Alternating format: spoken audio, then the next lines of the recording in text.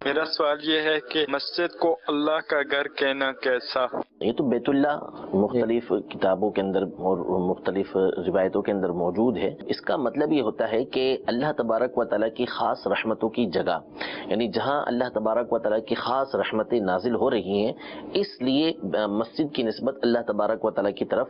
کر دی جاتی ہے۔ اور یہ ایک قاعدہ اور اصول ہے کہ جب کسی کی اہمیت کو بیان کرنا ہو، کسی کی فضیلت کو بیان کرنا ہو، تو ایک بڑی شخصیت کی طرف، بڑی ذات کی طرف اس کی نسبت کر دی جاتی ہے کہ یہ فلاں کا گھر ہے، یہ فلاں کا بندہ ہے، یہ فلاں کی چیز ہے۔ تو اب وہ چیز عام سی ہے، گھر ایک عام گھر ہے، لیکن ایک عالم دین کی طرف، ایک مفتی کی طرف اس کی نسبت کی جاتی ہے، ایک نیک شخص کی طرف نسبت کی جاتی ہے کہ فلاں کا گھر ہے، تو اب اس گھر کی اہمیت ہو جاتی ہے۔ تو کسی بھی چیز کی طرف جب نسبت کی جاتی ہے تو اس کی اہمیت بڑھ جاتی ہے۔ جیسے قرآن میں حضرت صالح علیہ السلام کی اونٹنی کو اللہ نے اپنی ناقہ فرمایا، ناقۃ اللہ، کہ اللہ کی ناقہ، اللہ کی اونٹنی۔ تو حالانکہ اونٹنیاں ساری اللہ کی ہیں، لیکن چونکہ وہ بطور معجزہ ظاہر ہوئی تھی، اس کی ایک اہمیت تھی، فضیلت تھی، تو اس لیے اللہ تبارک و تعالیٰ نے اس کی نسبت اپنی طرف کی ہے۔ تو للہ ملک السماوات والارض،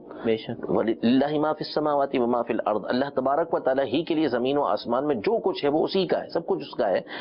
لیکن چونکہ یہاں پہ خاص اللہ تبارک و تعالیٰ کی رحمتیں نازل ہوتی ہیں، تو اس لیے مسجد کی نسبت اللہ تبارک و تعالیٰ کی طرف کی جاتی ہے کہ یہ بیت اللہ ہے، اللہ کا گھر ہے۔ لیکن یہ یاد رہے کہ جو معنی ہم نے بیان کیا یہی اس کا معنی ہے، ورنہ اللہ تبارک و تعالیٰ یہ مکان سے پاک ہے۔ یعنی اللہ تبارک و تعالیٰ مسجد کے اندر آئے یہ نہیں، مسجد کے اندر سمائے یہ نہیں، اللہ تعالیٰ مسجد میں ہو اس سے پاک ہے، کیونکہ اللہ تبارک و تعالیٰ لامحدود ہے، اس کی ذات جو ہے وہ لامحدود ہے، اور جو کسی مکان میں ہوتا ہے، جو کسی جگہ میں ہوتا ہے، تو وہ محدود ہوتا ہے۔ کتنا ہی بڑا مکان، جی مثال کے طور پہ میں بیٹھا ہوا ہوں تو میں ایک مکان کے اندر ہوں، یہ کرسی اور ارد گرد کی جو فضا ہے اس نے مجھے گھیرا ہوا ہے، تو میں محدود ہوں، یہ چیزیں مجھ سے بڑھ کر ہیں، اور اللہ تبارک و تعالیٰ سے بڑھ کر کوئی نہیں، اس کے علم و قدرت نے ہر چیز کو گھیرا ہوا ہے۔ اللہ تبارک و تعالیٰ کسی مکان میں نہیں ہے۔ کہاں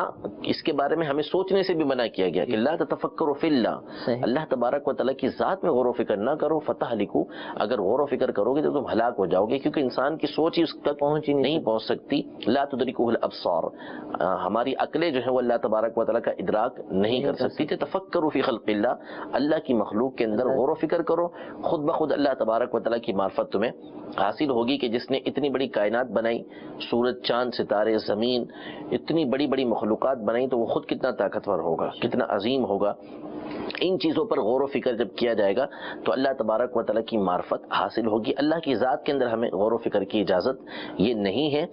اب جو اللہ تبارک و تعالیٰ کے بارے میں ہمارا عقیدہ ہے وہ یہی ہے کہ اللہ تبارک و تعالیٰ مکان سے پاک ہے، مسجد اللہ کا گھر ہے، اس معنی میں کہ یہاں اللہ کی رحمتیں زیادہ نازل ہوتی ہیں، یہاں اللہ تبارک و تعالیٰ سے جو دعا کی جاتی ہے اللہ تبارک و تعالیٰ دعائیں قبول فرماتا ہے، اور فضیلتیں اس کی جو بیان ہوئی ہیں اس وجہ سے بیت اللہ ان کو کہا جاتا ہے۔